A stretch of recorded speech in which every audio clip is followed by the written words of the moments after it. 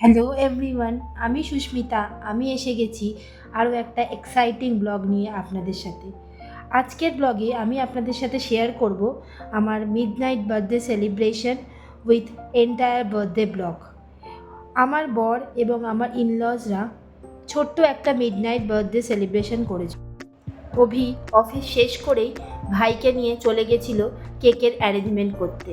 এর ফাঁকে দুজনেও কিছু স্ন্যাক্স খেয়ে নিয়েছিল। তারপরে অভি স্টার্ট করে দিয়েছিল ডেকোরেশনের প্রিপারেশন।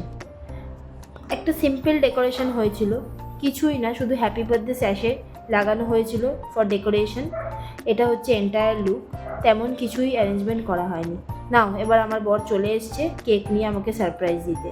কেকটা দেখে আই এম তো অবাক। কেকটা খুবই সুন্দর ছিল, সেটা আপনারা আমার এক্সপ্রেশন দেখেই বুঝতে পারছেন। আমি খুবই নাচানাচি করে নিচ্ছি।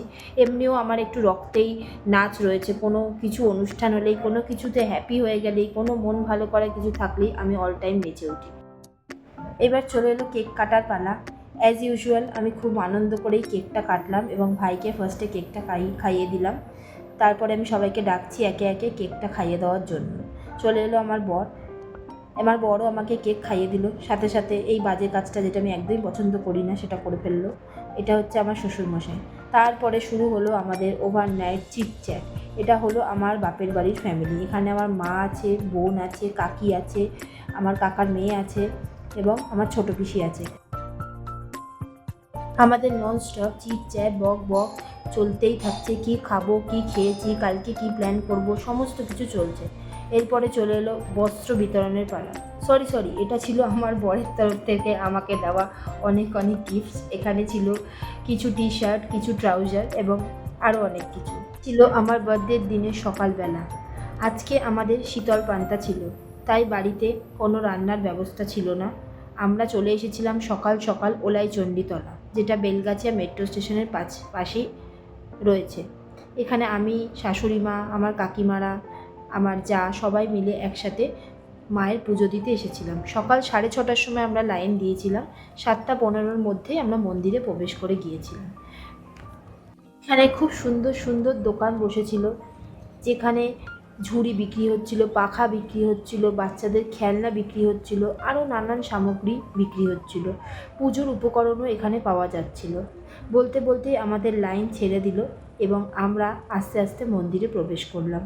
তারপরে ওইখানে পুজো শেষ করে আমরা চলে এলাম পাড়ার মন্দিরে।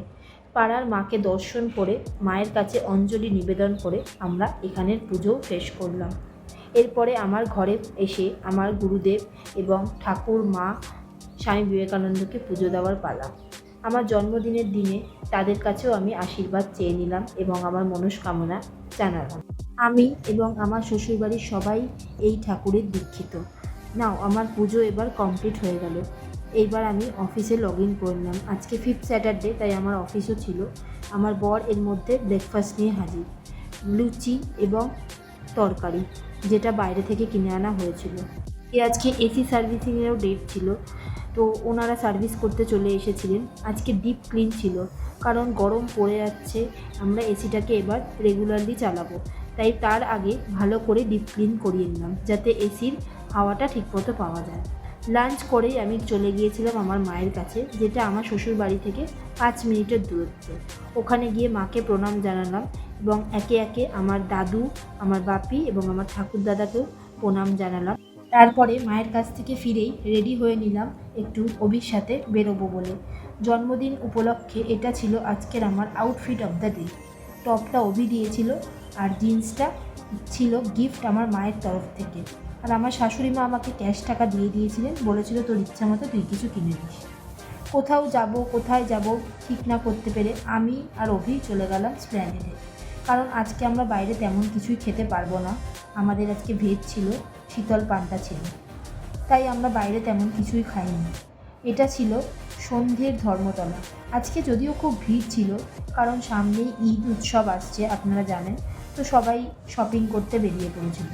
আমিও আপনাদের একটু লুক দিয়ে দিচ্ছি ধর্মতলার। এটা ছিল ছেলেদের সেকশন, যেখানে অনেক ধরনের ট্রাউজার পাওয়া যাচ্ছিল, ফুল হাফ, গেঞ্জি, জিন্সের অনেক কিছু। এই সেকশনটা ছিল মেয়েদের কুর্তি, যেখানে অনেক কালারফুল এবং ডিজাইনার কুর্তি পাওয়া যাচ্ছিল।